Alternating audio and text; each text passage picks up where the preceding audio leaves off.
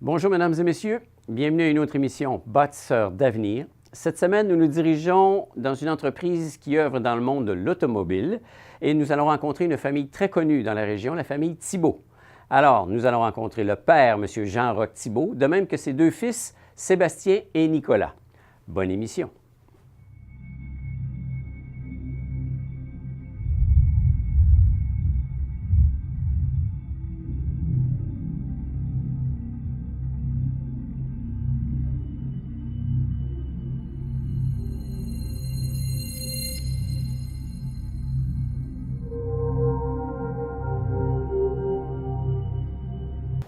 Alors, M. Sébastien Thibault de Hyundai Jean-Roch Thibault, bonjour. Bonjour. Et M. Nicolas Thibault de Kia Charlevoix, bonjour. Bonjour, bonjour. Alors, les gens se rendent compte qu'on parle de Hyundai et de Kia, donc on parle du monde automobile. Alors, vous êtes deux frères, vous êtes dans le monde de l'automobile, mais vous êtes aussi un peu en compétition, mais tout ça pour dire que vous êtes la relève initiale de votre père qui était l'instigateur de tout ça. Donc, je veux dire, c'est une passion pour l'automobile, chacun de vous deux. Là. Si vous êtes dans ce monde-là, c'est parce qu'il y a quelque chose à quelque part qui vous a attiré. Ouais, c'est sûr. Je te dirais pour ma part, depuis l'âge de 3 ans que... à l'époque, 3 ans? Depuis l'âge de 3 ans que je suivais mon père. Vu que j'étais l'année de la famille, j'avais le privilège de pouvoir le suivre. C'est qui était une personne très intense et très... au moins, j'ai pu le suivre depuis l'âge de tout jeune. Par la suite, dans ce temps-là, c'était une station-service et une mécanique générale. Donc, on a eu bien du plaisir à la regarder faire et avec le personnel, parce qu'on a quand même une personne encore en place qui est là depuis pratiquement tous les débuts. M. Gilles Dufour, donc c'est un pilier, il était là dans les années 76. Donc, une personne, ça fait environ 38 ou 39 années de service qui est pour nous. On appelle ça de la stabilité. Oui, effectivement.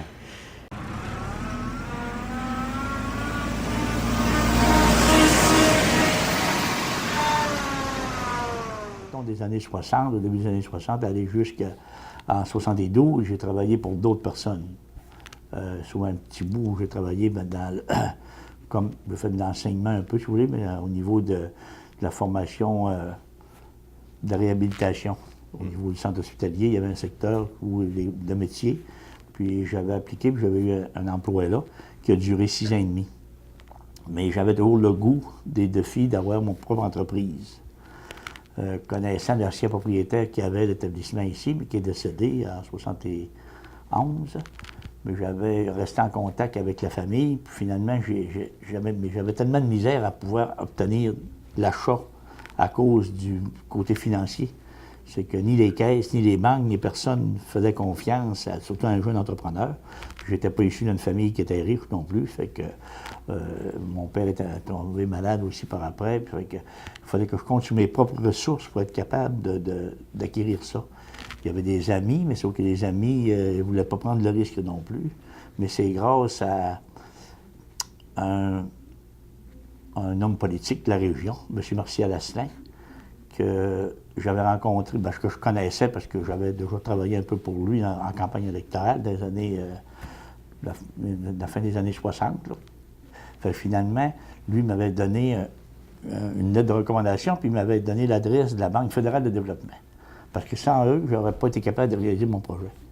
C'est grâce à lui, puis grâce à la Banque fédérale de développement que j'ai pu obtenir le fonds nécessaire, puis aller présenter mon dossier d'abord, premièrement, que j'avais préparé depuis un bon bout de temps, puis d'aller le soumettre, puis après ça, la défense du dossier n'a pas été compliqué parce que c'était un dossier qui était viable en soi, puis qu'il y avait de l'opportunité, puis il y avait de l'avenir. Ça fait que avec eux, j'ai pu conclure une entente avec eux autres pour une période de 10 ans, puis on a tout bien respecté les termes, puis c'est là que j'ai commencé à développer juste au début de 72.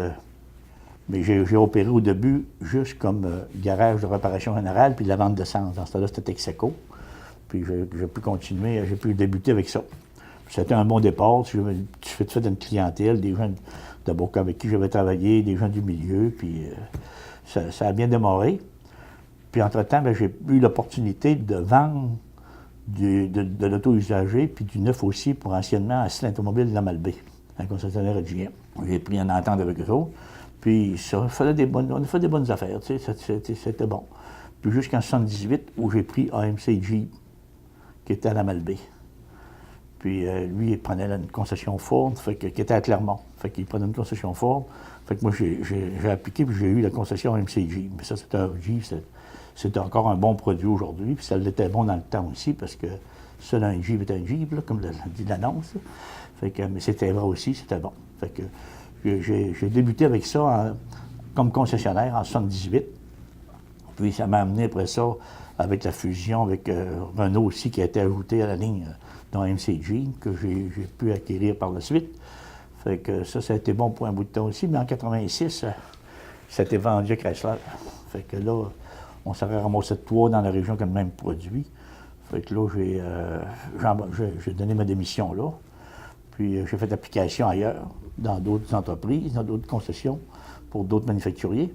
Mais sauf qu'il y avait pas mal dans ce temps-là. Il y a déjà été un temps, il y avait jusqu'à 14 concessions dans la région de Charlevoix. 14. Fait que c'était beaucoup. Il n'y avait plus tellement de place non plus. Puis ceux qui étaient en place, ça allait bien. Fait que, puis moi, des produits américains, dans ce temps-là, je n'étais pas trop favorable à ça. Les nouvelles technologies dans les produits japonais puis les produits importés étaient, selon moi, l'avenir était meilleur là-dedans. Puis les prix aussi. Fait que j'avais appliqué pour Hyundai. Puis finalement, il a été à la Malbaie. Puis il y a eu comme un genre de cession de leur part eux autres. Fait que j'ai pu obtenir la concession Hyundai en 88, à l'automne de 88. Mais on a vraiment opéré à partir du mois de mars 89. On a reçu une plaque l'an passé pour les 25 ans. 25 ans, garage Hyundai, ici dans Charlevoix. Kia est une entreprise qui est sous le même chapeau, parce que c'est Kia et Hyundai, c'est 2 entreprises sœurs, on peut les appeler comme ça? Oui. Et toi, Nicolas, tu es arrivé dans le monde de l'automobile un peu plus tard. Oui, exactement. Ça fait à peu près 5 ans. Je dirais 5 ans. Oui. Puis l'entreprise avait été achetée par mon frère puis mon père en 2001. En 2001. En 2001. Puis ils ont comme construit l'image de Kia, puis ils ont levé l'entreprise qui ne marchait pas. C'était nouveau au Canada. Bâtir une marque, c'est pas facile. Ma jeunesse, on a fait... je travaillais au poste d'essence, on remplaçait au service aussi, puis tout ça. Fait que j'ai travaillé là quand même jusqu'à 20 ans. Fait que j'avais quand même été en contact. Puis comme l'équipe ici est quand même assez stable, je connaissais encore beaucoup d'employés. Mais finalement, avec le temps, j'ai fait des mandats chez Kia. Puis je me suis trouvé des affinités aussi chez Kia. Puis on a décidé que Sébastien il allait gérer Hyundai, puis que moi j'allais plus gérer Kia.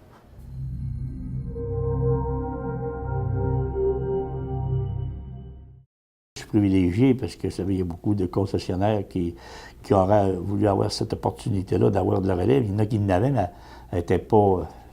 Ils n'ont pas pu la transférer, sauf pour différentes raisons. Mais moi, c'est sûr qu'il y en avait un qui était plus passionné, Sébastien, au niveau de l'automobile, de la concession. Il a suivi un cours là-dedans en Ontario, à Berry, puis Nicolas était pas mauvais non plus là-dedans, parce que les 2 jeunes ont participé tout le temps comme pompistes, puis même aux pièces aussi, dans l'élaboration.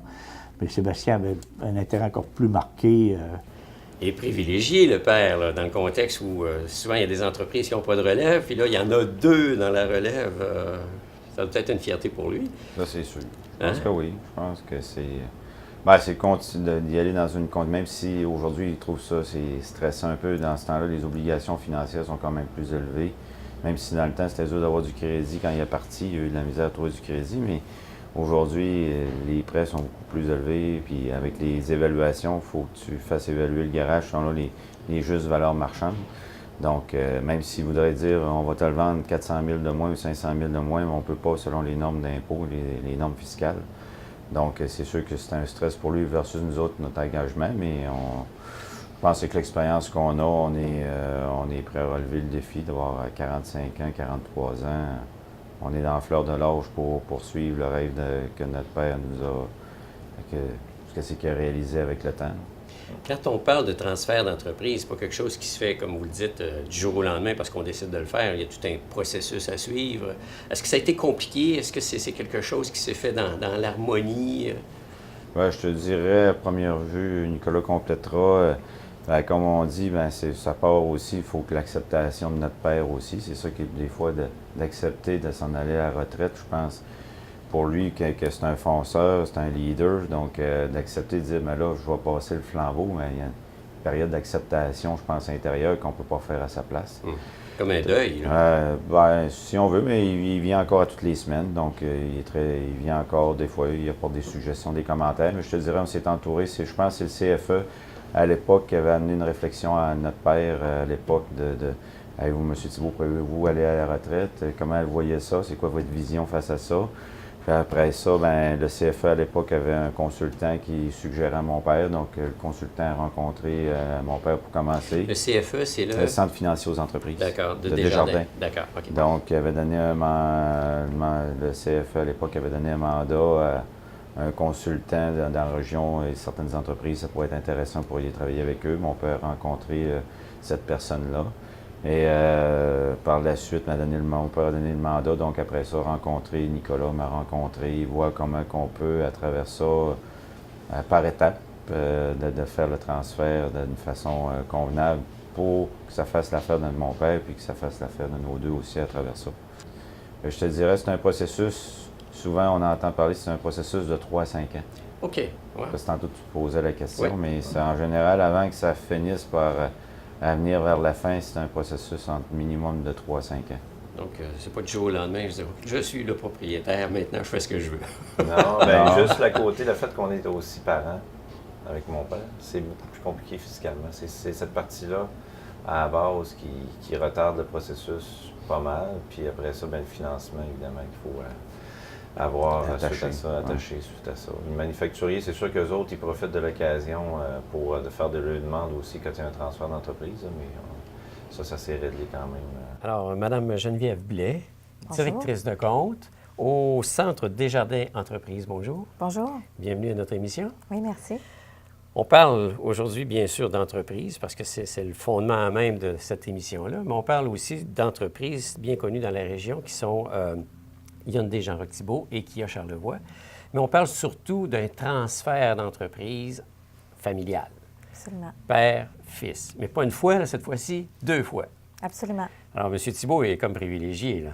Absolument, absolument. Surtout que, dans le fond, il y a 2 relèves en ces 2 garçons, là. Absolument. Là, quand on parle d'entreprise ou de transfert d'entreprise, il y a quand même des étapes à se faire. C'est pas le fait de dire, ben moi, je suis le père puis mes fils sont intéressés, on va faire la transaction, merci, bonjour, c'est réglé. Il y a des critères pour dire, ben cette transaction-là, elle peut se faire. Puis à quoi répondent ces critères-là? Je veux dire, on se présente chez vous, puis on fait une analyse, il y a une grille d'analyse, comment ça fonctionne? Bien, dans le fond, c'est sûr que, oui, effectivement, il y a des critères à rencontrer, mais il y a plusieurs étapes. C'est sûr que, il faut qu'on soit prêt à vendre, dans le fond. Fait que c'est sûr qu'il y a tout le côté humain là, qui rentre en ligne de compte. Fait que c'est sûr que quand ce côté-là est réglé, bien oui, on accompagne les entreprises.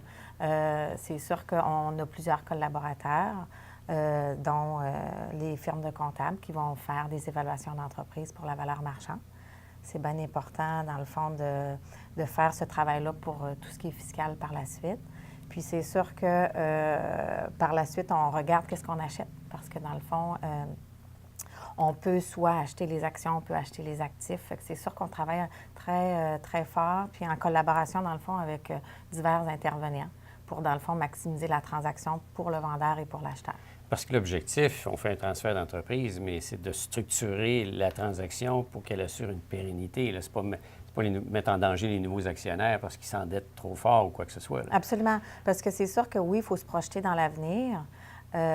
Puis oui, on met de la dette. C'est sûr que c'est le transfert d'une entreprise, c'est le moment où est-ce que souvent on endette le plus les entreprises. Alors, il faut le faire de bonne façon parce qu'il ne faut pas perdre de vue tous les projets éventuels qui s'en viennent aussi.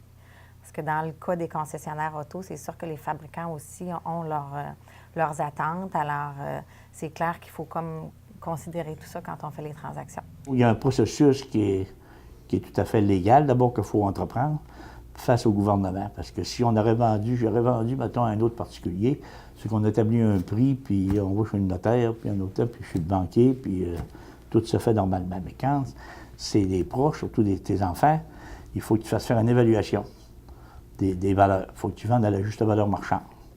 Fait que c'est sûr qu'avec les comptables, puis tout, il faut établir ces coûts-là pour respecter, puis il faut que ça soit... Parce qu'autrement, il peut y avoir de la contestation de la part des gouvernements. Fait que si on a vendu à moindre coût, c'est qu'ils vont dire, non, tu as vendu tel prix, mais ça vaut tel prix. Fait que donc, il faut que tu payes la différence. Vous n'êtes pas intéressé parce que vous ne voulez pas non plus qu'il y ait des pépins par après. Il fallait que c'est des affaires transparentes, claires. Fait que ça a pris plus de temps pour ces choses-là. Puis c'est sûr, il y a le côté financier aussi qu'il faut regarder avec les banquiers. Puis il faut aussi que ça soit accepté par les manufacturiers. Ça fait que dans les deux cas, ça a bien été au niveau du manufacturier parce que l'expérience, surtout de Sébastien, qui était ici avec moi depuis une quinzaine d'années, fait que ça n'a pas été difficile. Nicolas, ça n'a pas été difficile trop non plus, mais ça a bien été aussi pour chez Kia. Fait que, mais les deux sont partenaires dans les deux entreprises, fait que de même, il y a de la continuité. Le fait que vous soyez et Kia et Hyundai, par rapport à la relation, parce que vous êtes en soi en compétition aussi dans le marché, Kia versus Hyundai, on est là pour vendre de l'automobile. Est-ce que dans les faits, parce que c'est la même maison mère, je veux dire, ça facilite l'harmonie que vous pouvez avoir entre frères par rapport à deux concessions? Je ne suis pas sûr que le fait qu'on soit dans le même, mettons, secteur, que ça change. Je pense qu'on aurait la même entente, même si c'était un autre manufacturier automobile aussi. C'est sûr que les clients ils sont plus portés peut-être à comparer les produits parce qu'on a à peu près les mêmes modèles sur les modèles de base. Là, mais après ça, c'est sûr que Kia a certains modèles que Hyundai n'a pas et Hyundai a certains modèles que Kia n'a pas. Mais pour nous autres, je pense pas que ça changerait.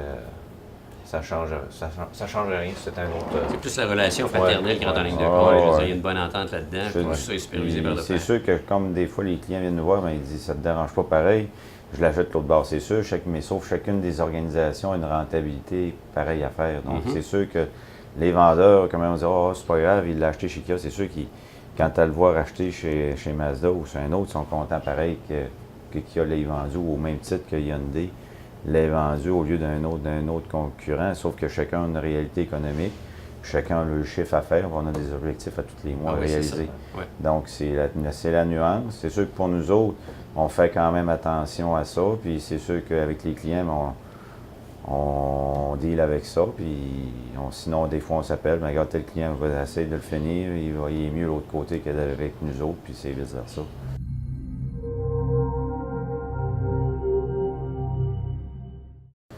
Ça emploie combien de personnes, les deux concessions? En période estivale, chez Hyundai, avec la station-service, la carrosserie, le remorquage, c'est plus de 30 emplois. 30 emplois. Tandis que chez Kia, on a 12.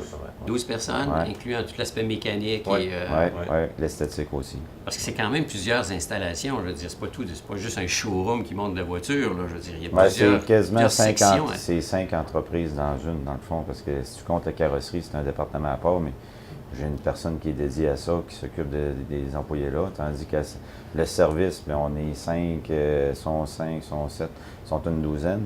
Tandis qu'à les vendre, c'est une autre affaire. Le dépanneur, c'est d'autres choses. Donc, les pièces, on passe pas loin d'1,3 million de pièces par année. Donc, ça prend quelqu'un qui est assez réveillé. Oui, c'est assez complexe parce que de fait, c'est d'amalgamer tout ça, là. Oui. Mais en étant parenté, c'est sûr que les deux entreprises, l'affaire qui est le fun, c'est que certaines composantes mécaniques, comme un Rio ou un Accent, bien, des fois, quand Kia peuvent être mal pris, ou nous autres, on peut être mal pris, si on l'a en inventaire, mais on peut dépanner un client de l'autre côté aussi, parce que... Il y a des pièces qui sont les mêmes. Il y a des pièces qui sont les mêmes, dans les bearings de roue, des choses du genre.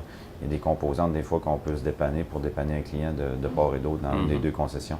Il y a ce bénéfice-là, des fois, pour donner un service de qualité. Dans la gestion, le fait que vous soyez deux concessions et deux frères, donc une même famille, est-ce qu'il y a des économies d'échelle qui se font à ce niveau-là aussi? Je dirais qu'il y a plus de contraintes parce qu'en étant deux entreprises comme on est là, on est considéré comme, au point de vue du gouvernement, on est considéré comme grande entreprise. Ah. Parce qu'ils combinent nos deux masses salariales, nos chiffres d'affaires. Ça nous pénalise plus que si on serait vraiment des actionnaires. Mettons que moi je serais juste à 100% ici, puis Nicolas serait à 100% de l'autre côté. Là, ça serait pas pareil. Okay. Mais vu qu'on est apparenté au point de vue, on a plus de contraintes. C'est assez particulier, ça. Ouais. Est-ce que vous trouvez qu'il y a beaucoup de compétition dans le milieu de Charlevoix, dans la région, dû au fait qu'il y a chaque marque a sa concession pratiquement? Ben, je te dirais que c'est une saine compétition. Je pense qu'on a quand même une bonne entente avec les autres concessionnaires. On a déjà fait des rencontres dans le passé, maintenant on en a moins. Mais je te dirais plus, c'est bon. Je te dirais que le problème qu'on vit, c'est surtout les gens qui, des fois, ou certains, ils n'ont plus le signe d'appartenance, où on a les nouveaux employés qui arrivent à l'hôpital, comme ça, scolaire, qui ne sont pas de souche charlevoisienne. Des fois, ils sont moins conscients un peu de venir encourager, de venir au moins nous voir, puis de voir les produits qu'on offre. C'est sûr qu'on est libre d'acheter ce qu'on veut, mais c'est quand on arrive, ça va être une sous-question d'après moi tantôt.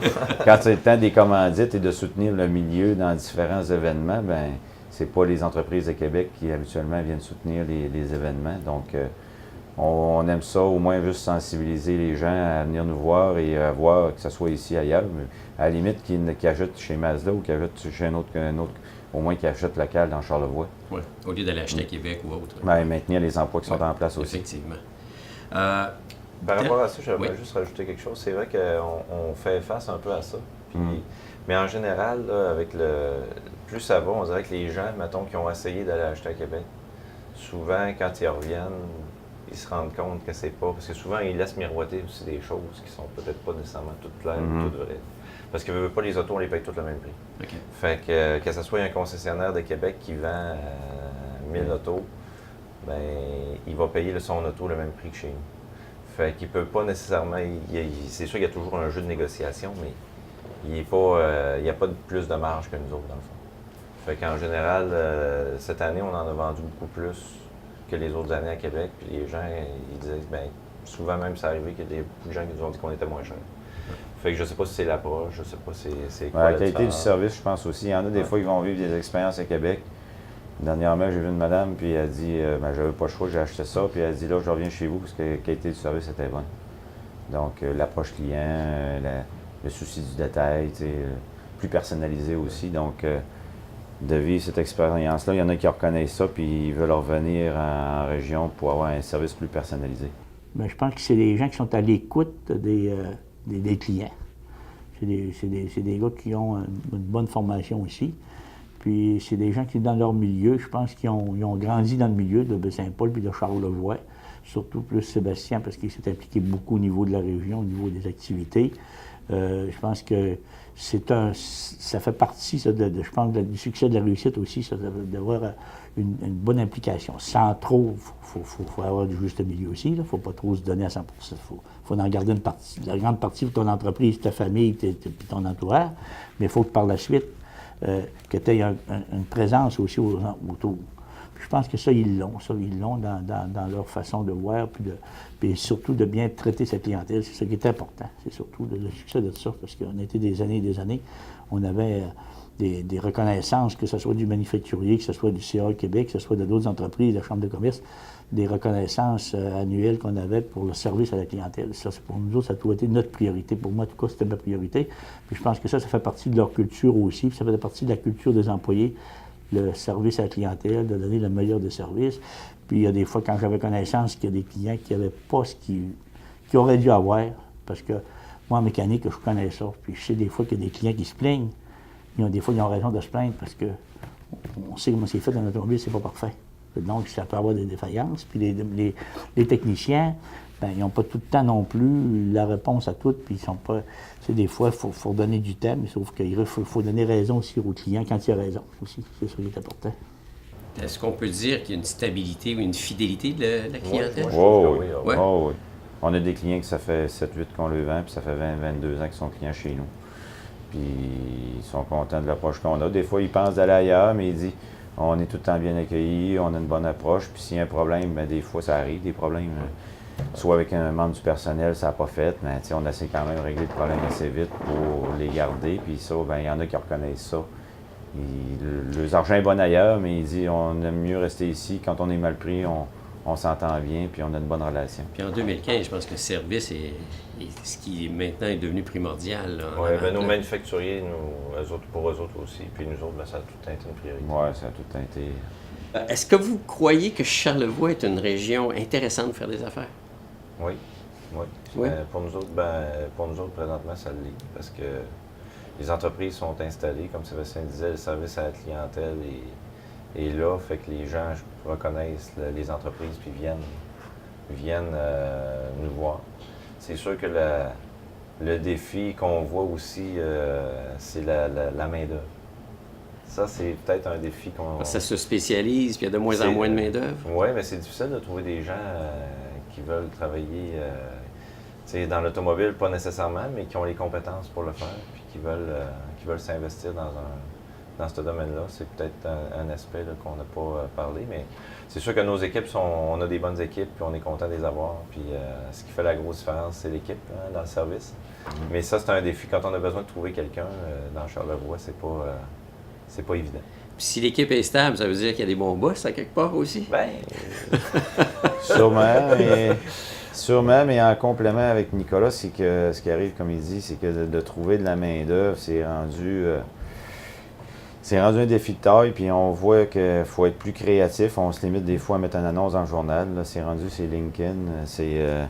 Faut même prendre des firmes spécialisées pour faire du recrutement, pour pouvoir cibler des bons candidats. Le problème qu'on vit, c'est que des fois, on pogne des bons candidats. Le conjointe, on peut pas, faut lui trouver un job ici à Baie-Saint-Paul. On viendrait bien, mais ma femme travaille. À ce temps, les familles, deux conjoints, les deux travaillent. Donc, si la personne travaille dans le monde de la santé, avec le centre hospitalier, des fois, on peut essayer de faire des démarches, mais quand ça touche d'autres secteurs, c'est pas tout le temps évident. Donc, c'est ça qui est trop... Des fois, on veut essayer d'avoir des bons candidats parce que les manufacturiers nous sont beaucoup plus exigeants qu'avant, ont des métriques beaucoup plus précises. Donc, ça prend quand même quelqu'un qui a quand même un niveau de bagage. On ne peut pas prendre dire quelqu'un à la volée, on va t'essayer, puis on va essayer de te former.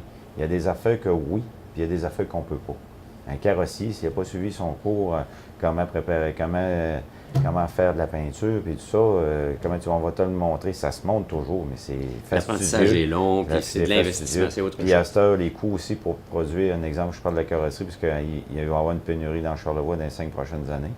Ceux qui sont là sont rendus pas loin de la cinquantaine, et ça, c'est un défi. On en a parlé un peu à la commission scolaire.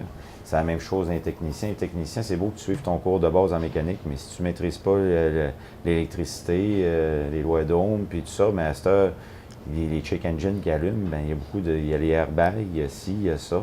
Donc, si tu n'as pas des connaissances en électricité, puis que tu n'es pas familier à lire un schéma, puis à prendre un multimètre, puis à t'habituer, oui, on fait des entretiens de frein, des changements d'huile, mais des fois, ça déborde de ça. Donc, faut quelqu'un, c'est une passion, un métier, d'avoir les salaires. C'est sûr qu'on essaie de les mettre le mieux qu'on peut, selon le taux horaire qu'on peut aussi charger, parce que le monde. Et à Québec, c'est au-dessus de 100$ à l'heure. Nous autres, on essaie de rester dans 80 pour que ça coûte le moins cher possible aux gens. Mais, tu sais, on a personne qui sont au salaire minimum ici. Donc, on essaie de les rémunérer même du mieux qu'on peut. Donc, ça demeure des emplois spécialisés, là. Ben, c'est Oui. ça. Ah Puis oui, il peut y avoir une chaise musicale aussi. C'est ça que des fois, on s'investit dans certains candidats.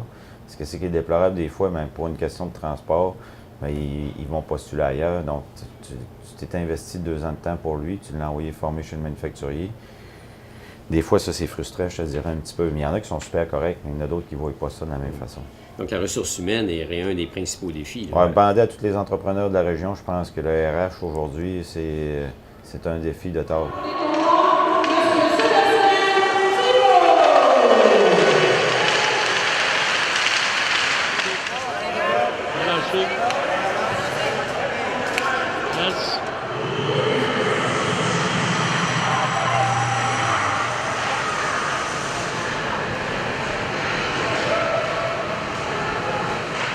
Nous, dans le secteur qu'on est, c'est sûr qu'on a beaucoup de clients. En ayant beaucoup de clients, mais on se fait solliciter, que ce soit pour le domaine forgette, pour certaines choses.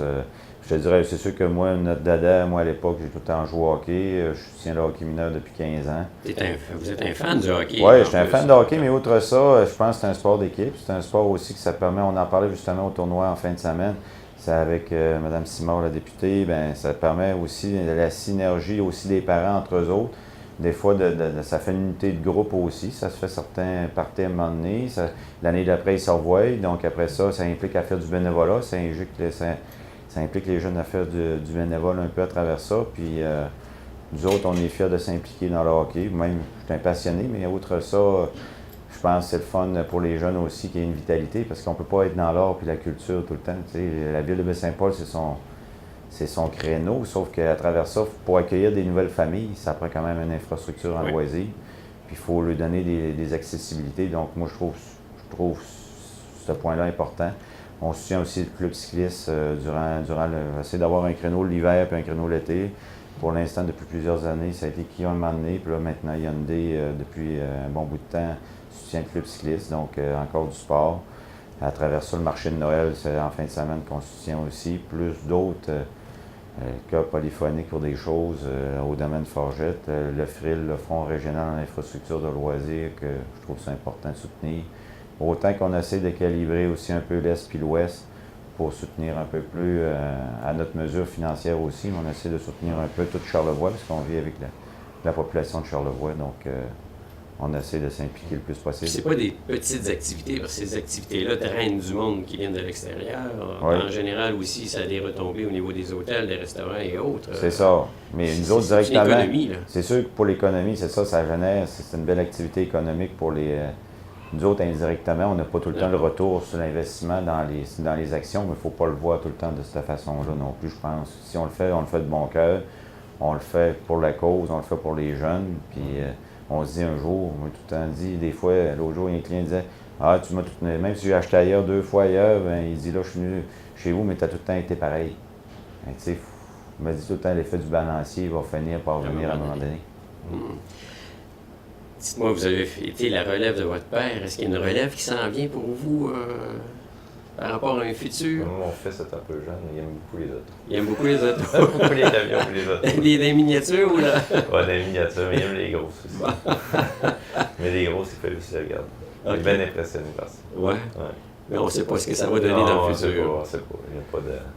Pour le mien, il vient, ça fait 3 étés qu'il vient. Il commence à la station-service. Cet été, il a travaillé aux pièces, puis un peu au département des ventes pour la commercialisation de l'usager. C'est un passionné de chasse et de pêche, donc pour l'instant, je ne me prononcerai pas.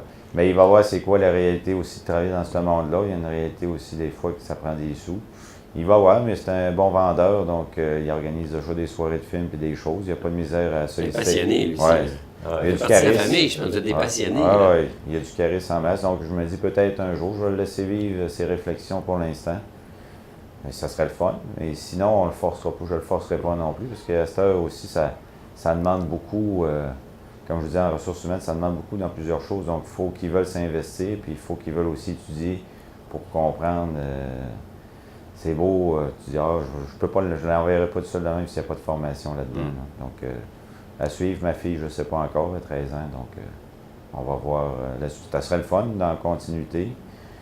S'ils veulent, ça va nous faire plaisir. Sinon, ben, on verra quand on sera rendu dans notre retraite à qui qu'on passera. Il faut dire qu'il faut le prévoir à l'avance, mais il y a de plus en plus de filles aussi qui s'intègrent. Oh oui, il y a des très bonnes. Il y a des. Je sais qu'à Québec, puis il y a beaucoup plus de filles qui s'impliquent avec leurs parents dans des postes clés de l'entreprise. On en va dans des formations, l'autre jour, j'en ai vu directrice générale. Il y a beaucoup plus de femmes. C'est correct. Ça amène à une autre dimension. C'est très bien. Moi, je trouve que c'est très bien. Une autre façon de voir les choses. Oui. Une approche peut-être plus humaine sur certaines affaires. Donc, c'est correct. C'est très bien. Messieurs, merci beaucoup pour votre temps et bon succès avec Kia et Hyundai. Je pense que c'est bien parti. Oui, merci. Merci beaucoup. Merci de votre temps.